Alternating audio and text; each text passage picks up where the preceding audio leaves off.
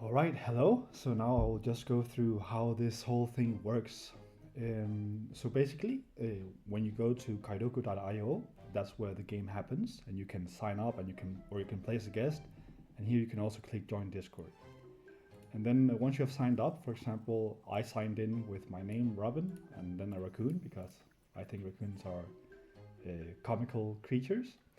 And this is probably not what you're going to be doing the first uh, few gameplays because the events are organized in Discord, and that's where we get together to play. So usually, someone or I make a little lobby, right? We can just say Japanese game, and then we can select the languages that we're gonna play, right? Which two languages we're gonna play, and we can just say language A and B are gonna be Japanese and English, and then the word pack, right? So the word pack is gonna decide um, the words that you're gonna get in the game, right? So in this case, we can just start with starter 250, and then we create a lobby, and now you can see that we are in a lobby where you can see the pack progress, right? How much progress you have in the starter 250. You can see which language direction you're learning. So you're learning Japanese from English, right? You can also learn English from Japanese, and you can see that the progress then goes to zero because I have not been learning English from Japanese. I'm doing the other way around, right? So that's where my progress is. And also, if we change word pack, you can see that the progress changes because uh, I know more words in the 50 pack than I know in the 250 pack, right? So when you complete the pack 50, you can then uh, go to the pack 250 and keep improving, right? And the game remembers your score, your words, and all that kind of stuff. And also we have memes and monkeys because that's important, or wherever. Right. With that said, now I'm just gonna go into a pre-recorded game and just tell a little bit about how the game mechanics work. So to start off with, when you click start game, when you have more than one person, you start a game, right? And usually, what happens if I can find the exact moment, that would be nice. Let me see. Tomato. 2 seconds. Don't get bored now. I'm just gonna play it. Wait.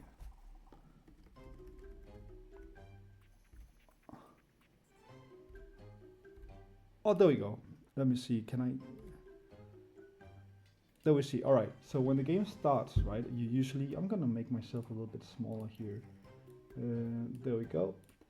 Um, Now you can see that when the game starts, right? For example, you can get some words that you have to pick from, and the game will know. Well, have you ever seen this word before? And it will say unseen. You have not seen it before, right? And here the word strong, tsuyoi. You have not seen it before. The word dog, inu. You have seen it before, but you have not spoken it, right? You have not described the word yourself before. Um, and then you have the word cat that I have seen before and I have tried before, and I did fail at it. But you can see how many points you will move, right? You will move from 0 to 68 points.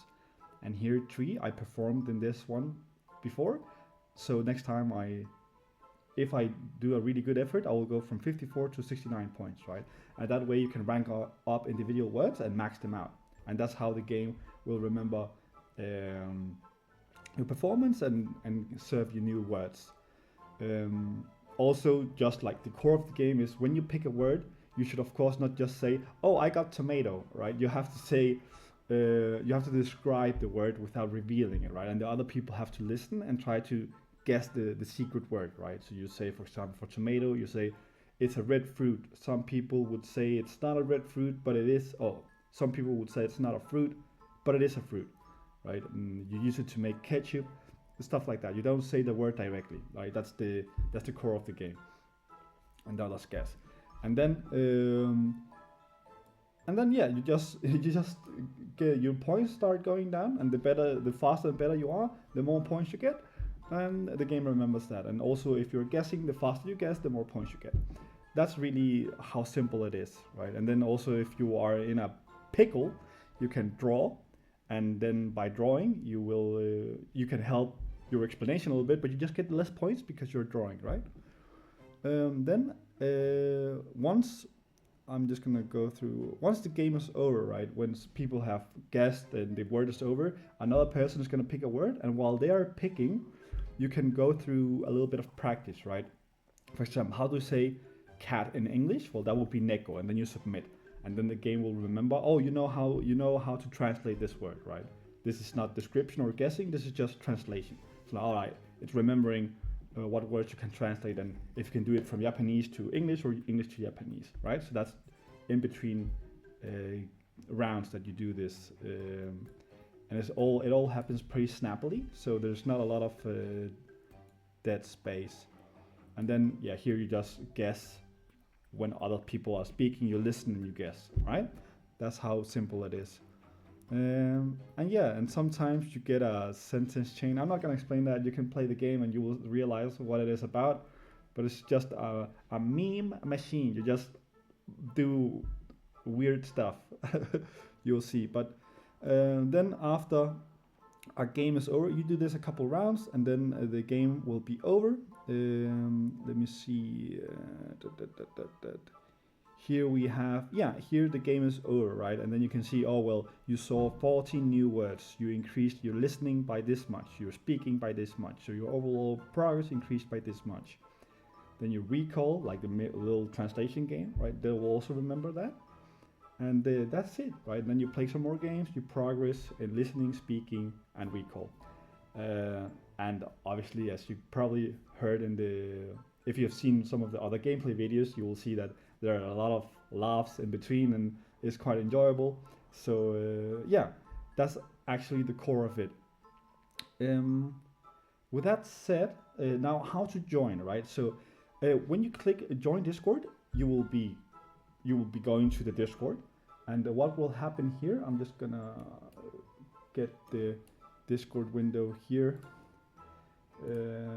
Here we can see that the most important thing you should look for, right? Because there's not a lot of chat activity in the Discord. All the activity is basically just events, right? You are here in the Discord. Sometimes people write a little bit, but mostly they look for the events, and at the events we play, right? And that's where all the fun happens. So if you go to events, right, this tab here, it says events. You can scroll, or maybe it's at the bottom. You can see, oh, we have a Spanish and English event, and then you can just click on it, and you can click join, or at least mark that you're interested. You don't even need to do that, but just look at the time, and then on Sunday, for example, here Sunday, you will see, all right, they are playing Sunday at this time, Spanish and English, right? And then they're playing Japanese and English Sunday at this time. Right, and the more people we get on board, the more people join the community, the more events we can make, because we have more people to play with. But that's essentially that's it. That's all of it. All right. Well, I hope you like the idea.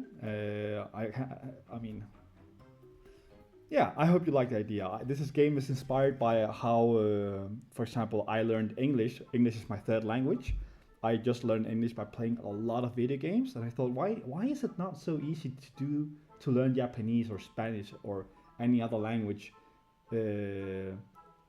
Why is it not as easy to learn Japanese and Spanish as it is learning English, right? Because I didn't feel any effort, right? And I think this game is actually now approaching this. It feels fun to speak and learn Japanese because it's in a game context, right? There's no forced conversation or anything like that. All right, so. Take care. Hope to see you. Adios. Or actually in Japanese, sayonara.